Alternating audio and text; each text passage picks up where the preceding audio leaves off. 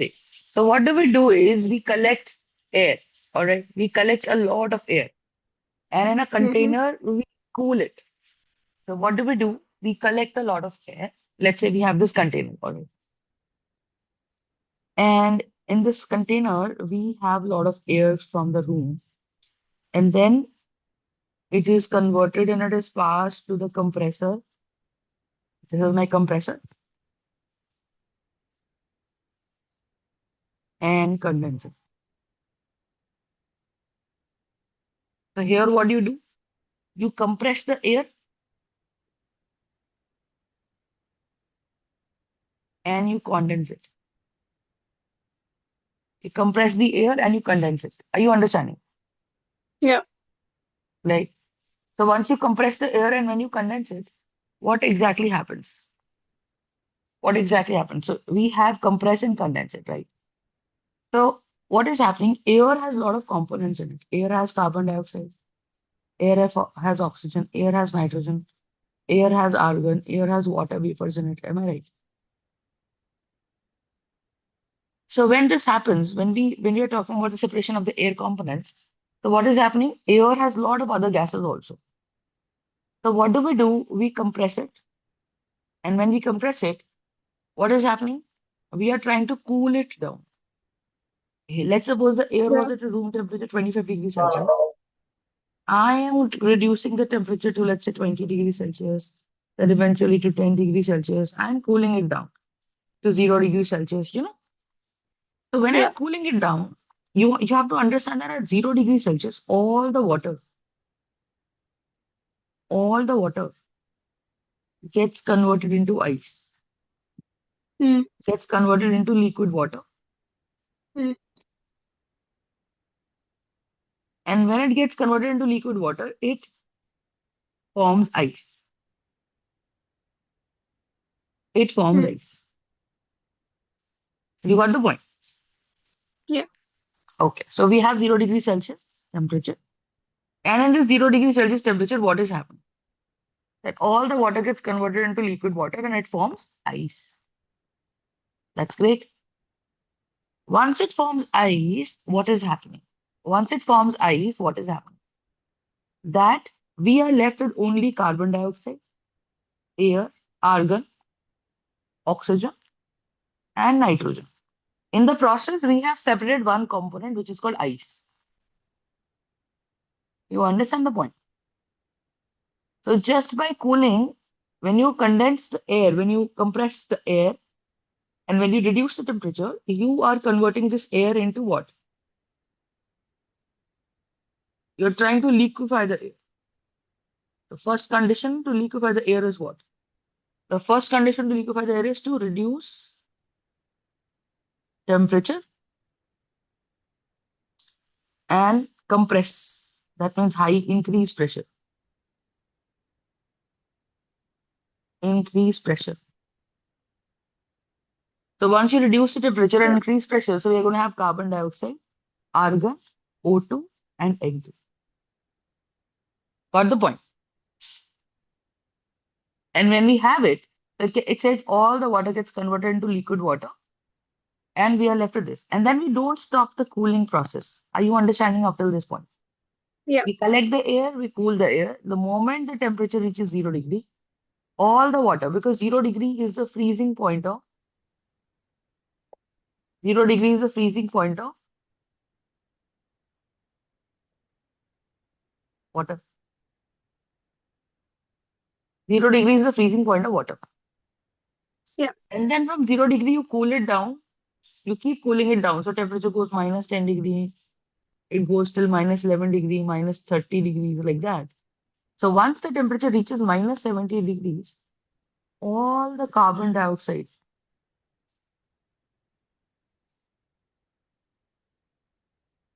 solidifies. All the carbon dioxide solidifies and it forms carbon dioxide, or I will say dry ice. And that dry ice will come out. Are you understanding my point? Right, Vanshika? Yeah. Right? Just give me a second, Vanshika. Just one second.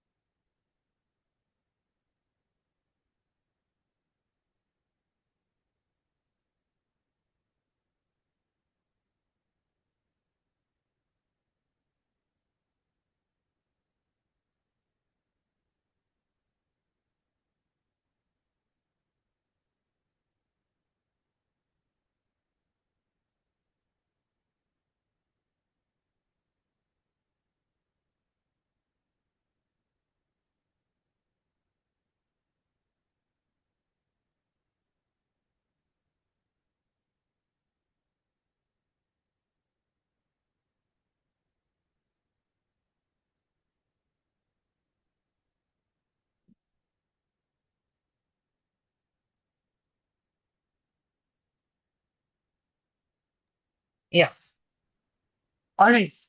So what do we do is we get all the carbon dioxide which solidifies. Are you understanding? And then, hello, and then, Yeah. Now I can hear you. so what all things have we separated from the air? We have separated carbon dioxide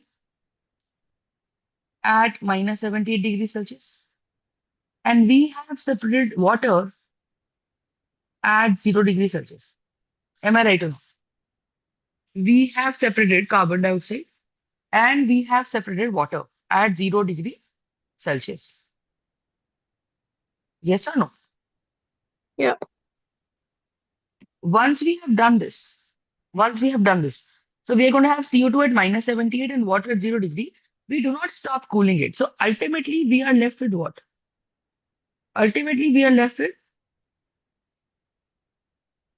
ultimately we are left with what? Mm, With O2, yeah. N2, and Yeah. argon. Mm-hmm. So what do we do is we do not stop cooling. At minus 78 degree, we have removed carbon dioxide and then we continue cooling and we keep cooling it till minus 200 degrees Celsius.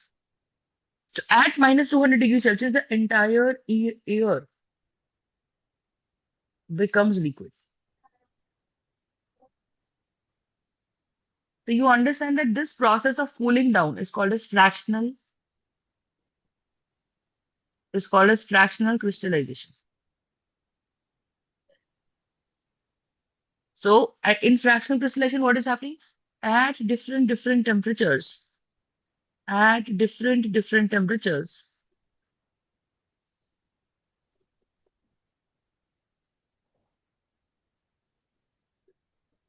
you understand?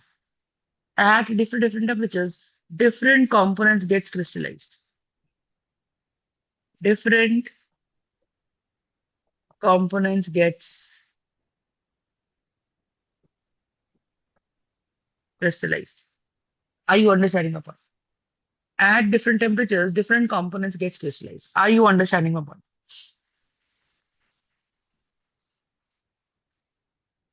Yeah. Right? And at minus 200 degree, we get the liquid air. You understand? Now, liquid air will have liquid nitrogen in it, will have liquid oxygen in it, will have liquid argon in it. Are you understanding? Yeah. Got the point? Mm-hmm. And then what do we do? So at minus 200 degree, we have all the liquid air. Now we start, so at minus 200 degree, we start heating. We start heating the liquid air.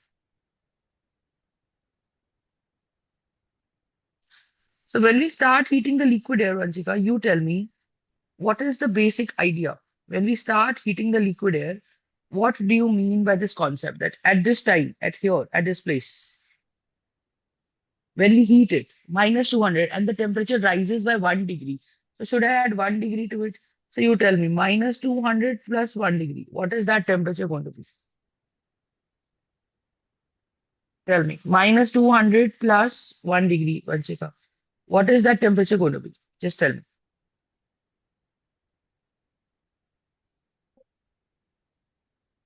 Hello? Hello.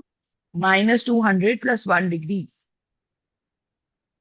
What is this temperature going to be? You have increased the temperature by 1 degree.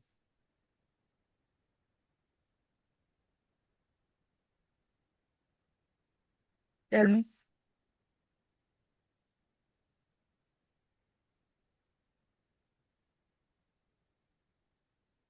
Tell me, Vanshika. If I'm heating and Hello. if I'm increasing the temperature, so when you increase something by 1 degree each time, so I'm saying if you add Yeah. minus 200 in 200, you add 1. What is going to be the answer? Plus one. Minus 199. Good job. And then in minus 199, when you add one more, Minus 198. Good job. If you add one more, Minus 197. and if you add one more, Minus 196. so when I increase the temperature, that means I'm adding one every time. Yeah. When I'm increasing the temperature, that means I'm adding one Yeah. every time. Mm-hmm. The temperature is increasing by 1 degree. You understand? Yeah. So here, minus 200 plus 1 degree is going to become minus 199 degree. So like that, if we increase the temperature, what do we get? So minus 199, and then we get what? Minus 196. So here we get 196 degrees. Are you understanding my point? Yeah.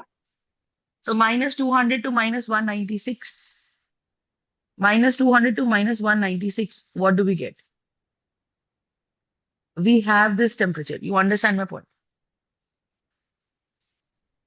So at minus 196, nitrogen gets liquefied. Nitrogen gets evaporated. So I hope you're understanding that nitrogen has such a low evaporation temperature. Minus 196 degrees is the boiling point of nitrogen. You understand? So like water is the boiling, 100 degrees is the boiling point of water. So when you say 100 degrees is the boiling point of water, what would that mean? You tell me. When you say 100 degree is the boiling point of water, Yeah. what would that mean? Just tell me. That under 100 degree liquid, water is liquid. But above 100 degree water is a seal. It's a gaseous form. Right, Vanshika? Yeah. In the similar manner, below minus 196, nitrogen is a liquid. That's why it is a part of liquid gas. You get the point. But above minus 196 degrees. But above minus 196 degrees. Tell me. Above minus 196 degrees. It is going to be gas. So if we increase the Yeah. temperature from minus 200 to minus 196 degrees, so all the nitrogen in the liquid air will evaporate because minus 196 degree is the boiling point of nitrogen. Do you understand my point? Yeah. Any doubts on this? No. Then you keep increasing the temperature. So you keep adding plus one, plus one, plus one. You will eventually reach minus 186 degrees. This is the boiling point Mm. of argon. At this temperature, argon gets evaporated because minus 186 degrees Celsius is the boiling point of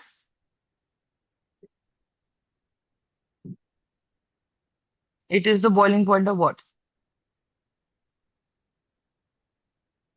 Of argon. Do you understand the point? Got it? Yeah. And then and then once you reach oxygen, so this is going to be 183 degrees Celsius, minus 183 degrees Celsius. That's the boiling point of that's the boiling point of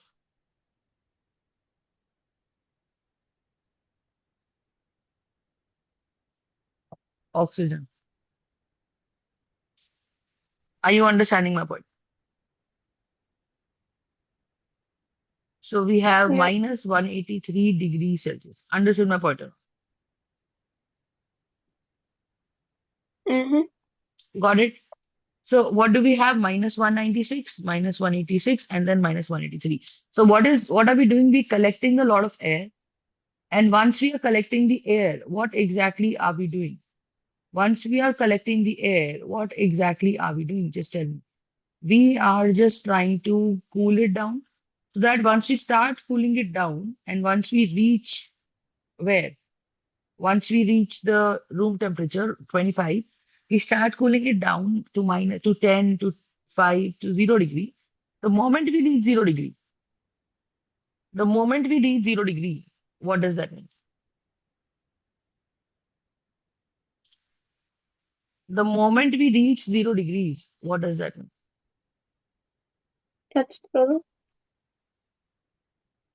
At 0 degree, what do you think is going to happen? Water It will freezes. crystallize out because at 0 degree, water Yeah. forms ice. And then if I keep cooling it down and the moment I reach minus 196 degrees, minus 200 degree, all the gases get liquefied. And in the midway at minus 78 degrees Celsius, all the carbon dioxide gets solidified. So all the carbon dioxide gets solidified. Are we understanding? Yeah. So when all the carbon dioxide gets solidified, this is what is exactly happening. And then once we reach minus 200, we get the entire liquid air.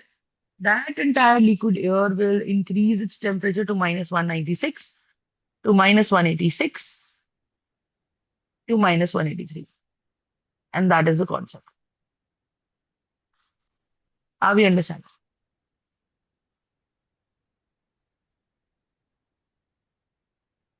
Got the point, Yeah.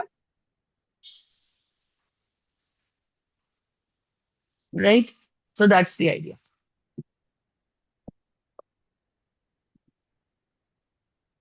Okay? That's the idea. Any doubts in this or not? Mm-hmm. So this is called as separation of air. Next method we have is cleaning water. Right, write down, write down. The method water purification at water purification at city level.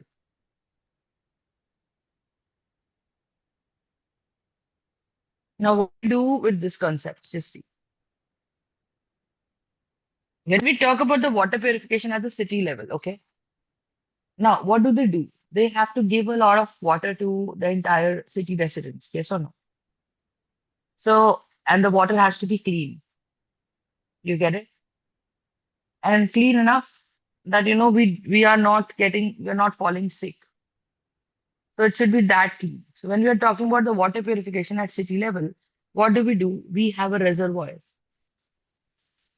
We have a reservoir. So when we have the reservoir, what do? We collect a lot of water in the reservoir.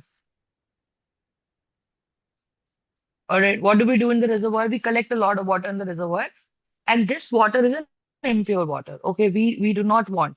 So we have a reservoir in which we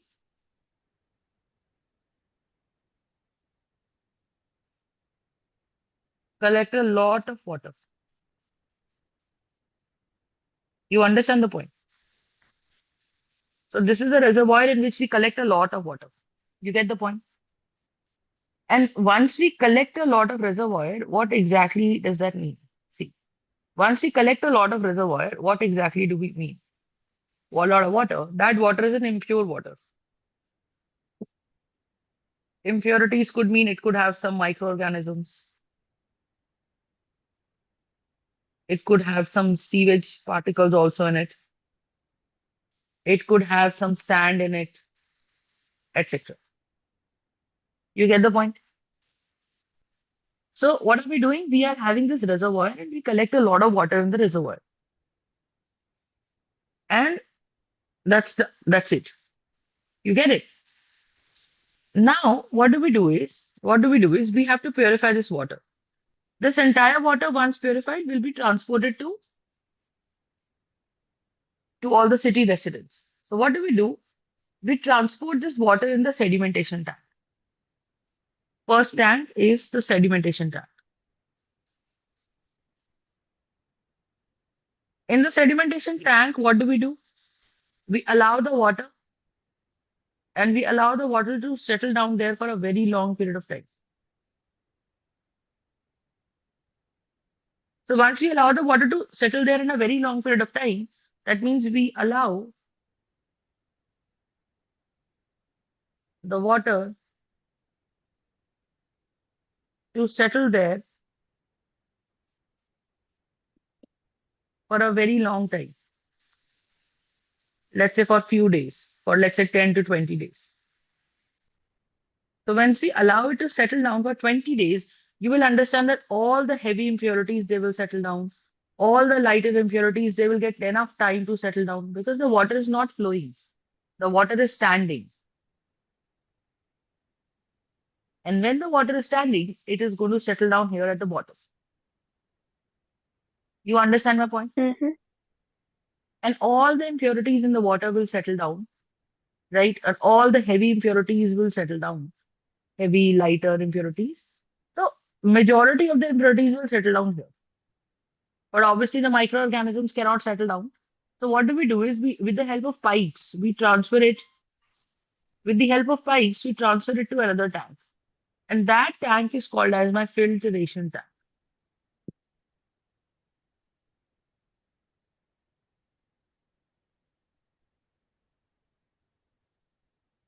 That tank is called as my filtration tank.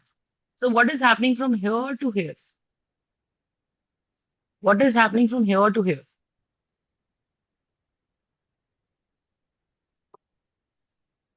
Like this.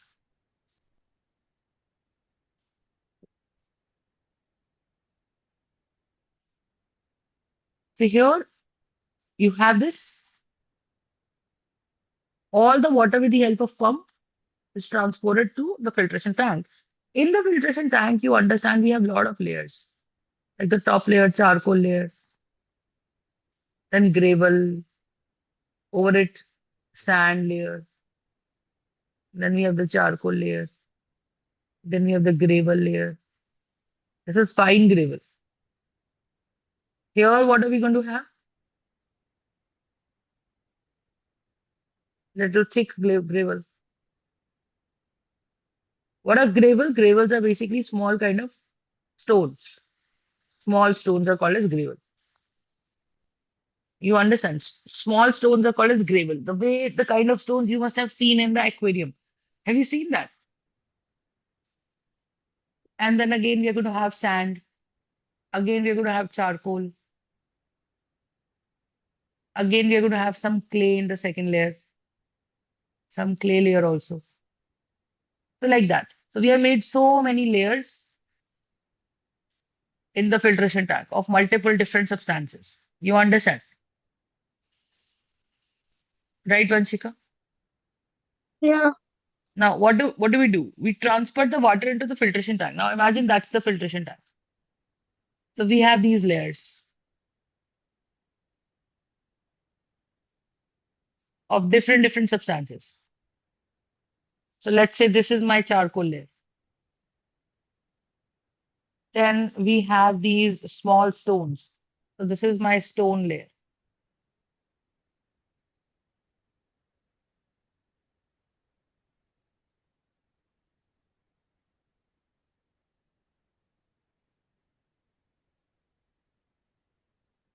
This is my stone layer, or I would call it as gravel layer. Then I will have some clay in it. I will have some clay in it. So this is the clay. All right. Then I will have again some charcoal here. Charcoal is used multiple times, charcoal and clay. Then we are going to have big gravels here, big stones at the bottom, like that. And you know that these Yeah. stones are kind of porous. And then when we transfer water to this, you understand this is the water coming from the sedimentation tank. So water coming from sedimentation tank is basically allowed to stand for some time, or let's say 5, 10 days and even 15 days to 20 days. So coming from sedimentation tank, Mm-hmm.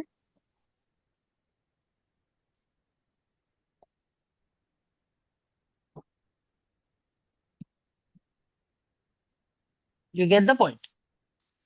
So water is Yeah. coming from the sedimentation tank. And when the water comes down from the sedimentation tank, the water is flowing down. When the water is flowing down, so it is going to have here. You understand? It is going to come here. And the water is coming down. When the water is coming down, I hope you're understanding the level of water is also rising up.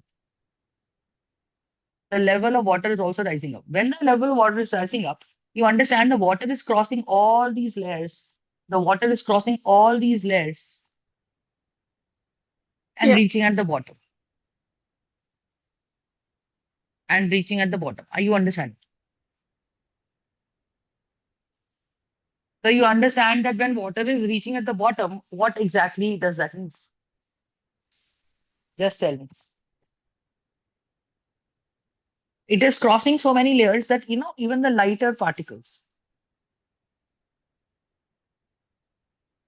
even the lighter particles will the lighter particles will eventually cross the layers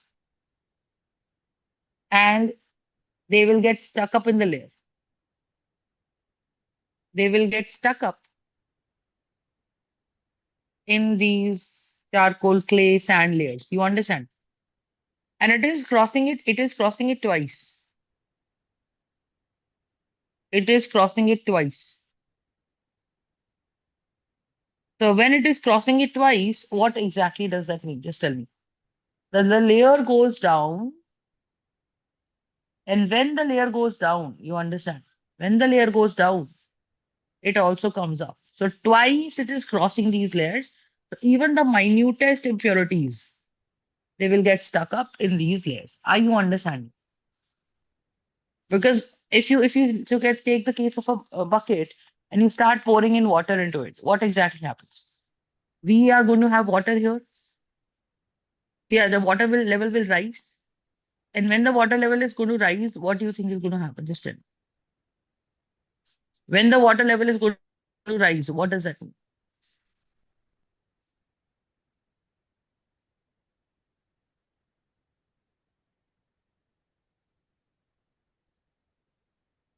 Yes or no?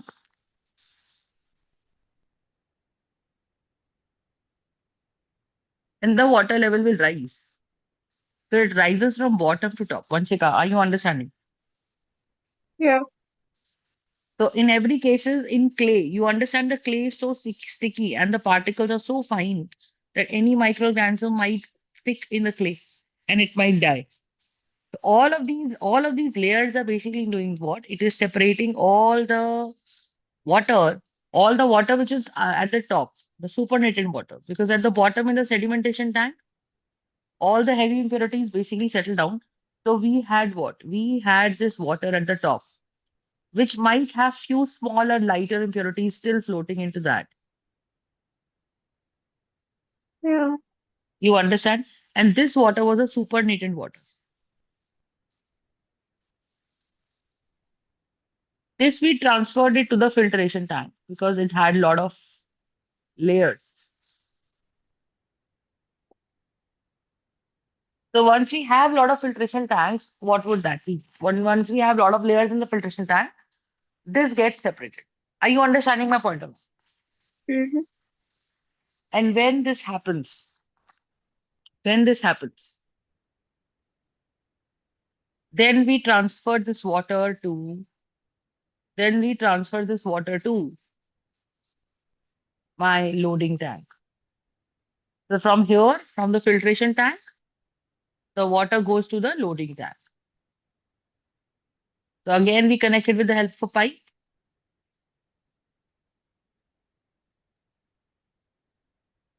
And then we have this. Got the point? And then here we have a Yeah. loading tank.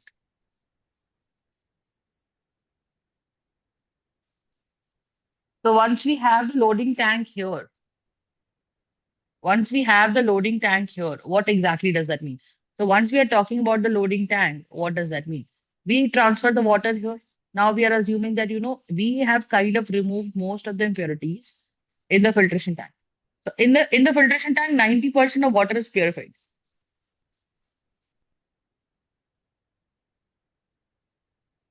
But still, there are chances whereby we might assume that, there are still lighter particles which have not been able to settle down, which have not been able to get caught up in these filtration tank layers. And when this happens, we are going to have a loading tank. Are you understanding? Yeah. So this loading tank, we are basically going to have some lighter particles which probably are so small that we can't see them. So in the loading tank, we add alum. We add alum. Now, what is this alum? Alum in Hindi is called as fitkari. Mm. You must have seen this in your kitchen also. Alum is called as Yeah. fitkari. Now, alum does what? Alum kind of does what? This is called fitkari. So alum kind of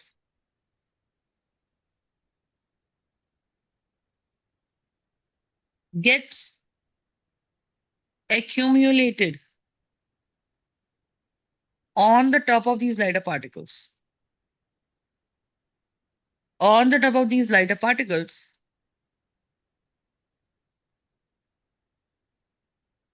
and hence, so kind of gets accumulated on the top of these lighter particles and hence settles them down. Are you understanding? And hence settles them down. So even these lighter particles enter.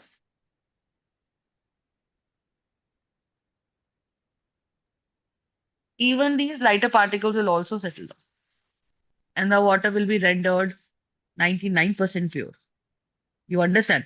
The lighter particles, which are so small that we cannot see them, on adding alum, they will also settle down. You will not realize that there are particles which we cannot see, but they are like that. You understand? And when this Mm-hmm. happens, loading tank, after loading tank, the water is 99% pure. The 1% impurity can be of the microorganisms which are there in the beaker. You understand? Which are there in the beaker. And these particles will eventually not do anything. You get the point? These particles will eventually not do anything. Yes or no? So we will have the sedimentation tank, we will have the filtration tank, we will have the loading tank, and we are going to have 99% pure drinking water. Now we are going to pass it to another two tanks. One tank will be the chlorination tank, and next to the chlorination tank will be my oxygenation tank.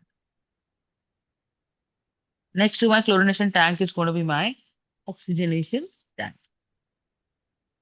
So I hope you're understanding. We have sedimentation tank, then we have filtration tank, then we have loading tank, then we have chlorination tank, and then we have oxygenation tank. So what do we do in the chlorination tank? What do we do in the chlorination tank? Just tell me.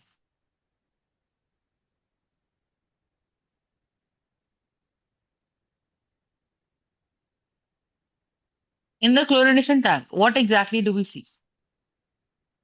In the chlorination tank, what exactly do we see? We have this beaker,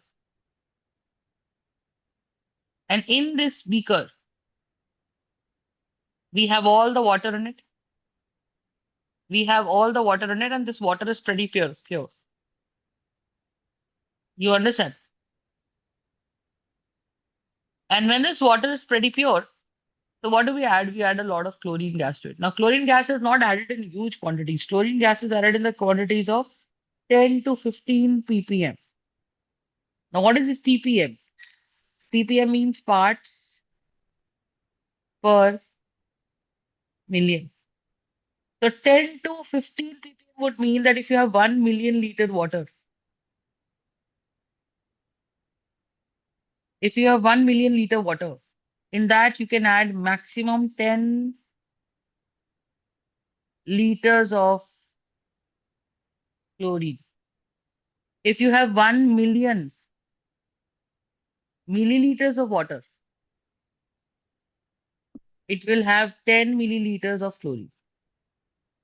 Do you understand the point? Yeah. Do you understand the point? So the idea here is that when we have this much, 1 million is going to be 1 lakh, 10 lakh. So 10 lakh is how much? This much. So that is going to be 1000 liters. So 1000 liters of water will require 10 ml of chlorine. You understand the point? 1000 liters of water will require 10 ml of chlorine. So what does that mean? What does that mean? So when we have this chlorination tank, we will have this kind of scenario. So 1 million milliliters of water will require 10 ml of chlorine. Are we understanding?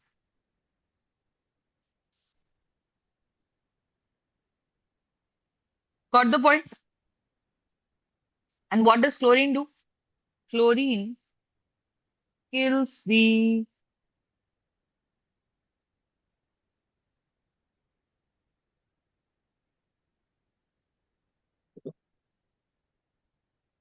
kills the all the microorganisms Yeah. in the water.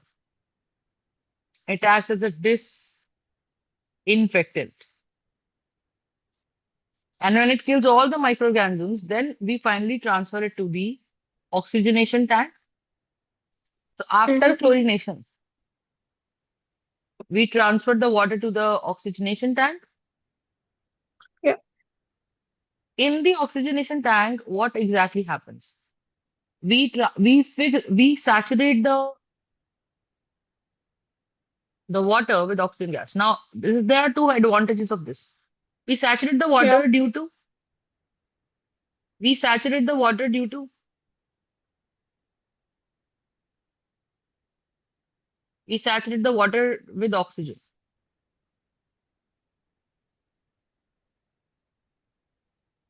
We saturate the water with oxygen. Yes or no? So once we saturate the water with oxygen, what exactly does that mean? Just tell me. Once we saturate the water with oxygen, what does that mean?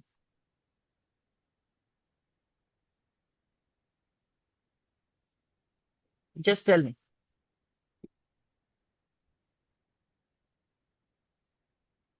So there are two advantages. One, the water gets filled with a lot of oxygen. So once we drink the water, we are drinking a water with a lot of oxygen in it. So we are getting an oxygen-rich water. And you have to understand that we pass a lot of oxygen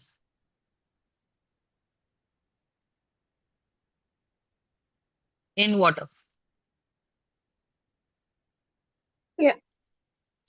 So due to that high pressure,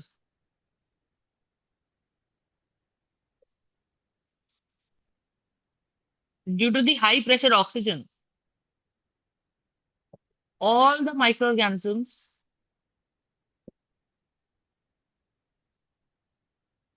gets died because it's like if I give you oxygen, but if I give you oxygen with a lot of pressure, so you would need, let's say, only 1 ml of oxygen, and I am giving you 100 ml of oxygen. So excess of Yeah. anything is bad. You understand? So it cannot be the case that, Mm-hmm. you need 10 ml of oxygen in a single inhale, and I'm giving you 100 ml of oxygen to inhale at once for all the upcoming inhaling and exhalation cycles. So if that is the Yeah. case, you will eventually not be able to handle that pressure. It's like, is it clear? Mm-hmm. You understand? So even if you Yeah. must have seen people drinking water with the help of a pipe in the grounds or in plays or parks, etc. Yeah. Have you seen that? But if rather than drinking slowly, if I just apply that pipe in their mouth and I do not remove it, will they die out of suffocation? So it's like that. So you Yeah. cannot keep giving a lot of oxygen at any infinite stage. You get the point. Mm-hmm. In the oxygenation tank, what do we do? In the oxygenation tank, what do we do?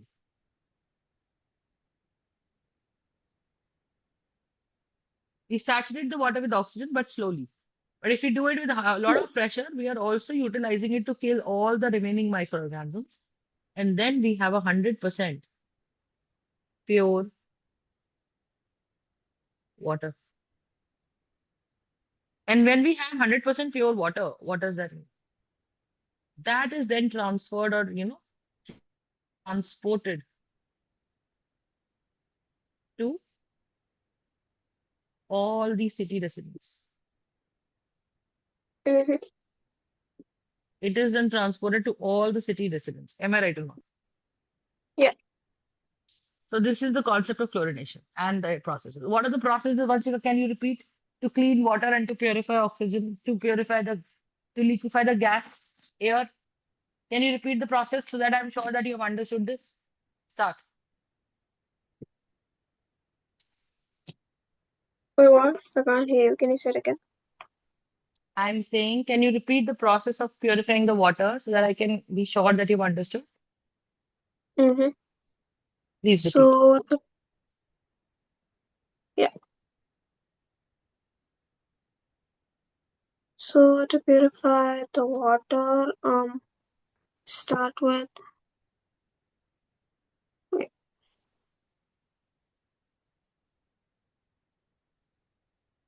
so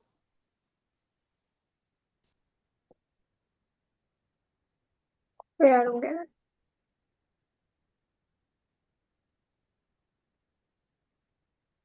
What are we doing?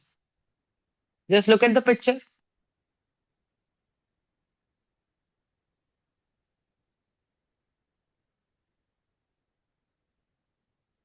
Look at the picture and try and explain, Vanchika. So we have two types of tanks. We have like a sedimentation tank and we have a filtration tank. Yeah. So we start from the, yeah, okay, now I get it. So we start from the sedimentation tank Hmm. and then it's connected to the filtration tank. In the sedimentation tank, both of like, there's water, but there's also a mixture, like a solute at the bottom that needs to be Hmm. filtered out. Hmm. So,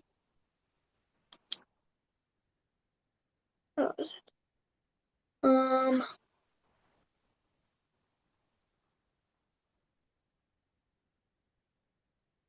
the denser liquid, no, like the denser, yeah, the denser liquid is the like,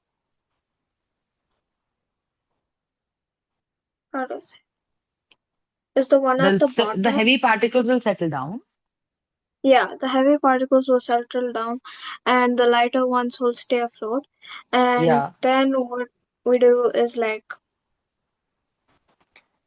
from the from the sedimentation tank, um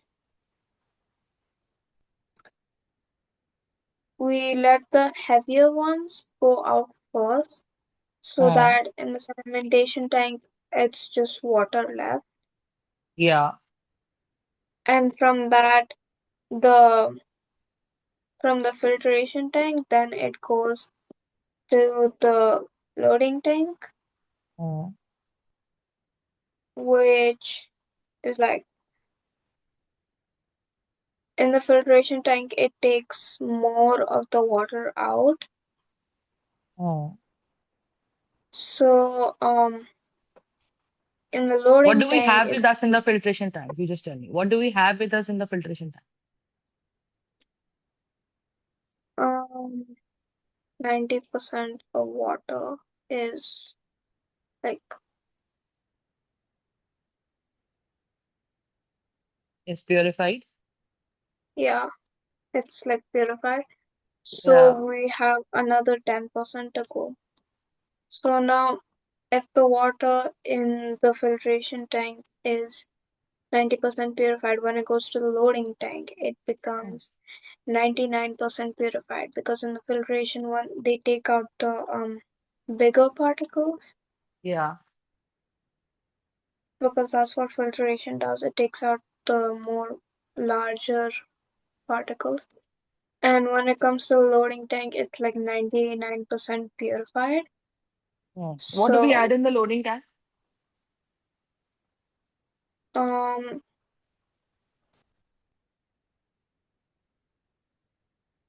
that I don't remember. Alum. This is written here. What do we add in the loading tank? Alum. Alum is like a salt. I like Okay. Yeah. Then what do we do? like salt. I don't get that. Like why After salt? transferring, like after adding alum, then what do we do? After that, I don't understand like the alum part and what happens after. Alum is like the particles are very small. So you add alum to it. So there might be some particles, right? So when Yeah, we have these particles here floating, so what does yeah. alum do? Alum do two parts. Alum basically sits, alum basically sticks, settles on its surface. Mm-hmm. And when something settles on a lighter particle, it becomes heavy. Yeah. And because it becomes heavy, it settles. Alum basically makes the lighter particles heavy by loading onto them, and hence thereby pushing them down to settle forcibly at the bottom of the tank. That is what is loading. Okay. Yeah. You understand? Mm-hmm. That is the concept of loading tank. Then what is the next thing that is happens? Then it goes like to like a normal kind of tank and it comes like fully pure water. So after loading tank, we transfer the water to chlorination tank and oxygenation Yeah. tank. What is chlorination? Yeah. What are we doing in the chlorination tank and how much chlorine can we add? Um,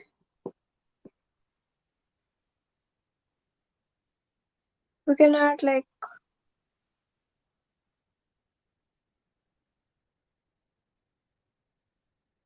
1,000 liter. Okay. In 1000 liter, 10 ml. Yeah. You understand? In 1000 liter, we are adding 10 ml. Then what And is here we are like going to add 1 this liter of one? chlorine and 1 million liter water. 1 million is basically 10 lakh liters of water. Yeah. Then what You is like understand? 1 this one? million liter will be basically 10 lakhs of water. Mm-hmm. Understood? Yeah. Then what is the next part we are going to do?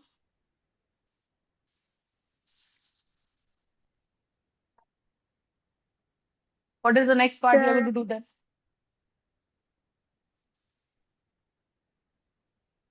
we get like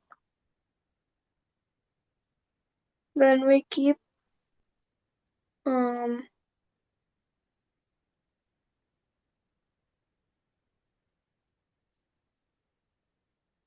then we have to like add one by one. We can't like add it all together. Yeah.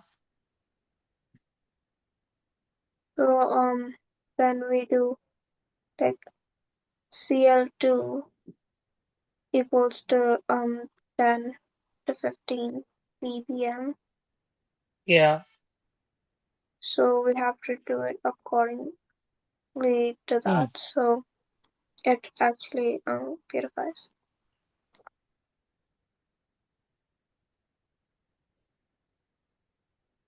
Yeah. After that, what do we do?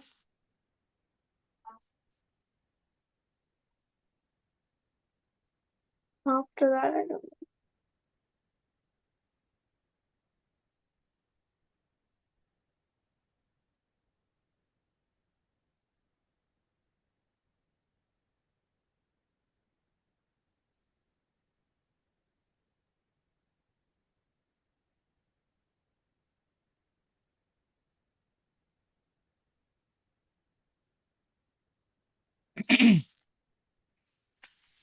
So we are going to have the chlorination tank. Yeah. And after that, we transfer the water to the oxygenation tank. What is the Mm-hmm. importance of oxygenation tank?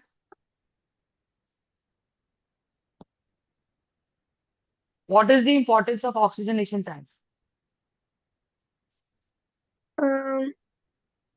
It fully purifies the remaining water. It oxygenates the water. Oxygen is important for our body, right? If we do Yeah, not get oxygen with us, what is going to happen? we will suffocate. Yeah, so oxygen is dissolved in water is also necessary. Oxygen dissolved in water is also very important. You understand the point? Mm-hmm. So that's the idea. So that's how we purify the water. Understood? So that's it for today. Thank you so much. Uh, I think we are done with all the possible separation techniques except one, which is fractional distillation. We'll be doing it in the next term. All right? It's a Yeah. long topic.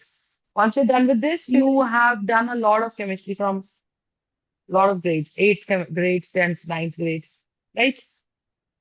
Yeah. All right. Thank you so much, Vanshika. Bye. Bye, ma'am.